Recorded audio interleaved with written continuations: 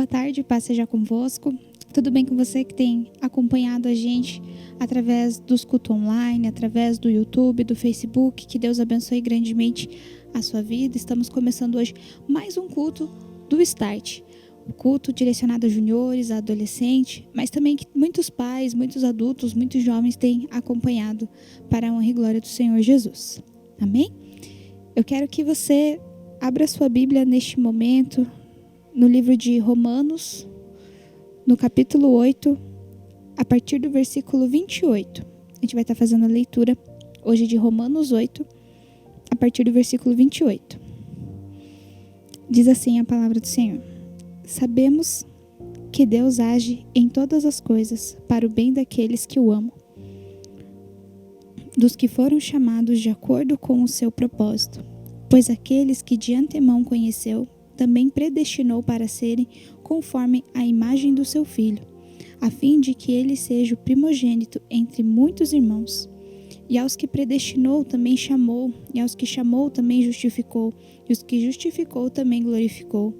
Que diremos, pois, diante dessas coisas? Se Deus é por nós, quem será contra nós? Aquele que não poupou seu próprio Filho, mas o entregou por todos nós, como nos dará com ele? E de graça todas as coisas. Quem fará alguma acusação contra os escolhidos de Deus? É Deus quem os justifica. Quem os condenará? Foi Cristo Jesus que morreu e mais que ressuscitou. E está à direita de Deus e também intercede por nós. Quem nos separará do amor de Cristo? Será tribulação, ou angústia, ou perseguição, ou a fome, ou a nudez, ou perigo, ou a espada? Como está escrito: por amor de ti enfrentamos a morte todos os dias, somos considerados ovelhas destinadas ao matadouro. Mas em todas as coisas somos mais do que vencedores, por meio daquele que nos amou, pois estou convencido de que nem a morte, nem a vida, nem anjos, nem demônios, nem o presente, nem o futuro, nem qualquer poder, nem altura, nem profundidade, nem qualquer outra coisa na criação será capaz de nos separar do amor de Deus que está em Cristo Jesus, o nosso Senhor. Amém?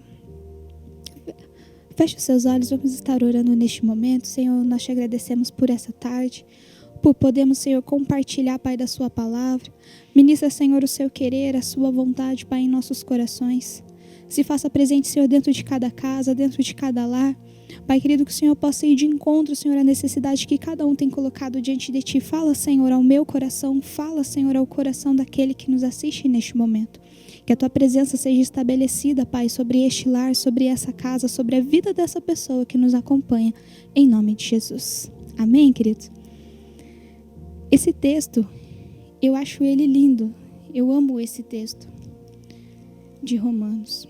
É uma palavra que fala muito ao meu coração, mas eu quero começar conversando com você sobre quem escreveu esse texto, quem escreveu essa carta. Essa carta foi escrita por apóstolo Paulo, direcionada aos romanos.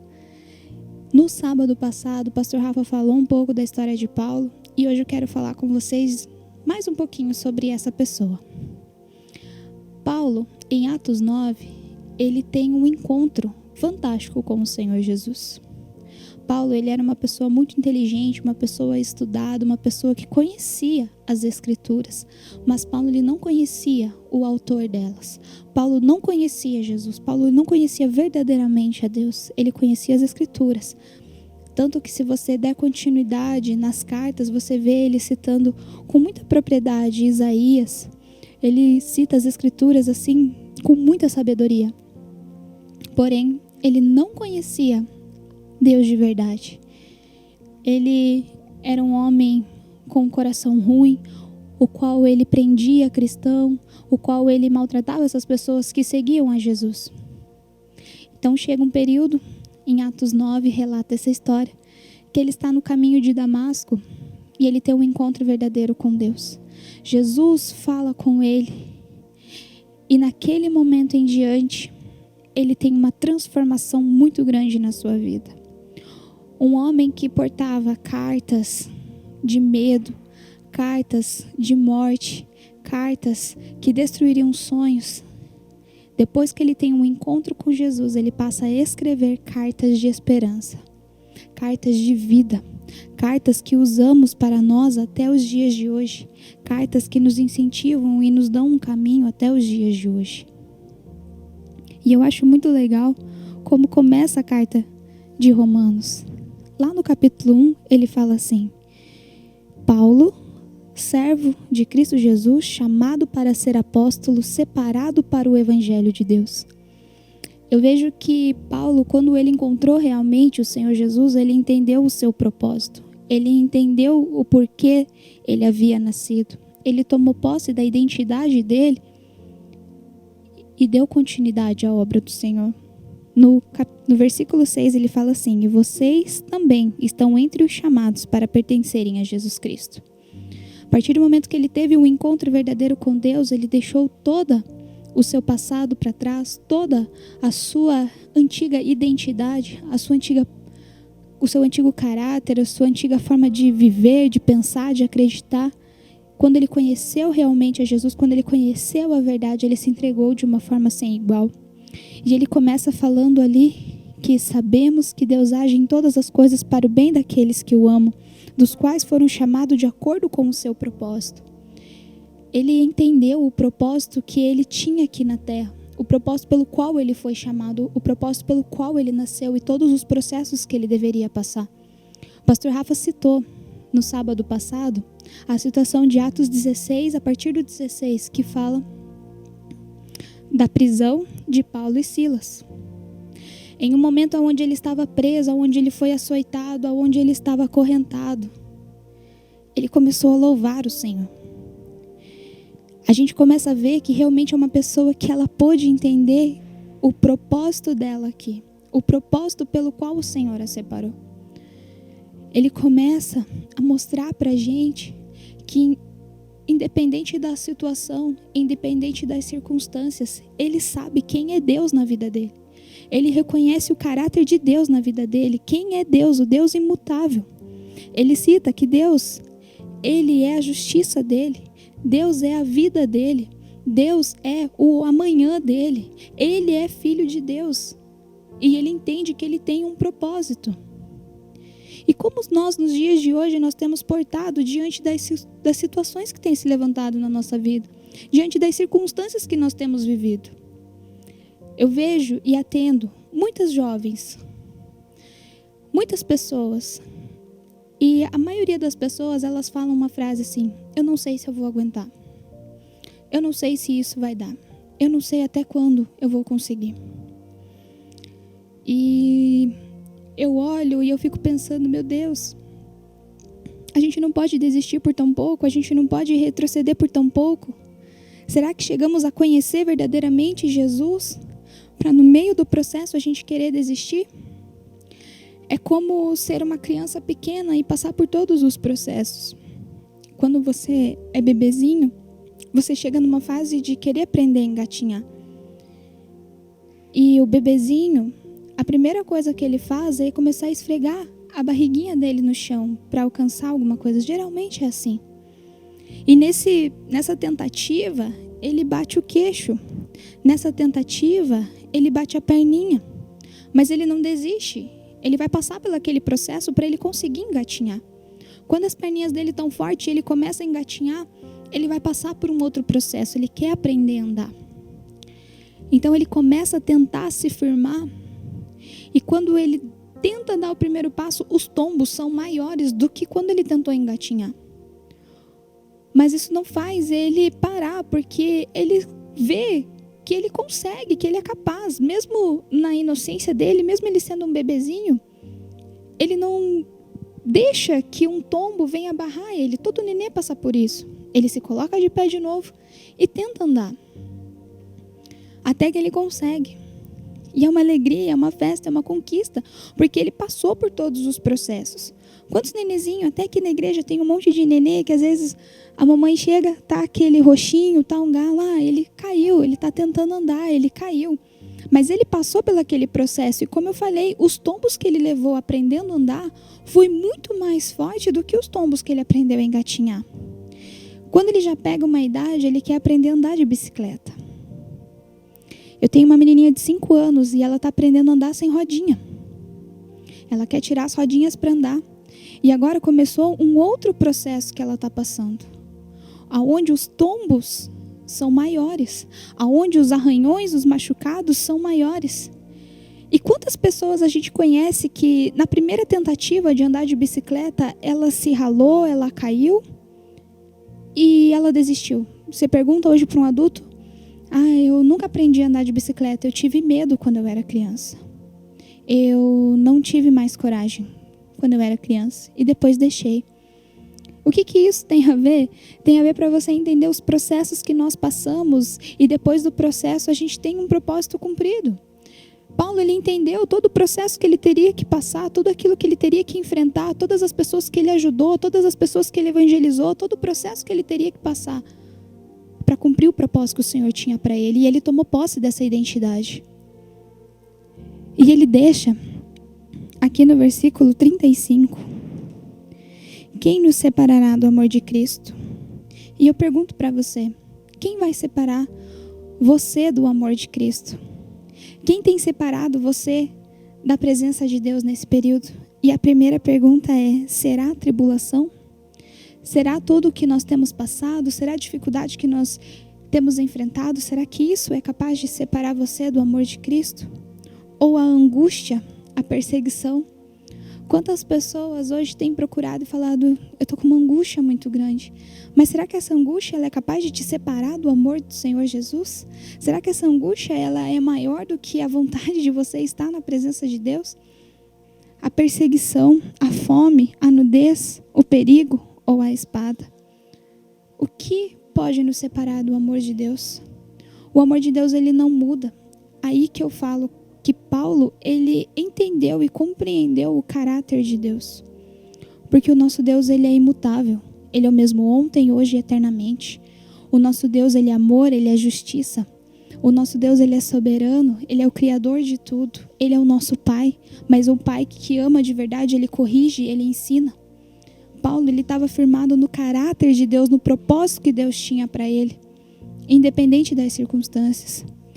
Então ele fala no 38, pois eu estou convencido, pois eu sou convicto do que eu estou dizendo, pois eu tenho certeza de tudo que eu passei.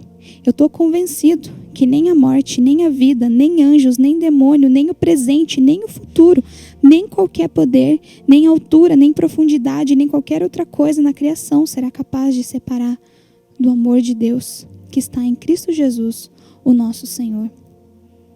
Nada pode nos separar do amor de Deus. Existe uma coisa que te separa do amor de Deus, que é o seu pessimismo, que é a sua falta de fé, que é a sua incredulidade, que é a barreira que você mesmo constrói entre você e Deus, que é a dificuldade que você deixa maior do que Deus. Mas nada disso pode te separar do amor de Deus. Deus é imutável. Deus ama muito a sua vida. Deus, ele deu tudo que ele tinha por amor a você. Então que você possa retribuir com tudo que você tem. É com a sua vida, é com o seu amor, é com o seu louvor. Eu falei esses dias sobre gratidão, sobre você ser grato. É isso que eu quero deixar com você. Deus, ele não muda. O propósito que ele tem para você, a promessa que ele tem para você não muda. Tudo que Deus prometeu, ele é fiel e justo para cumprir. Nada pode nos separar do amor de Deus. Nem a angústia, nem as circunstâncias que você tem vivido. Porém, basta um posicionamento teu. Basta você receber esse amor e conhecer verdadeiramente quem é Deus na sua vida. Basta você fazer como o apóstolo Paulo, ele teve uma conversão genuína que a gente chama. Ele realmente deixou toda a velha criatura de lado, quem ele era de lado. Eu falei isso no começo, aquele homem que portava cartas de morte, cartas de dor, e começou a escrever cartas de esperança, cartas de vitória, cartas de amor. Ele deixou tudo de lado, mudou totalmente a sua vida, porque ele entendeu quem era Deus e o propósito que ele tinha para Deus.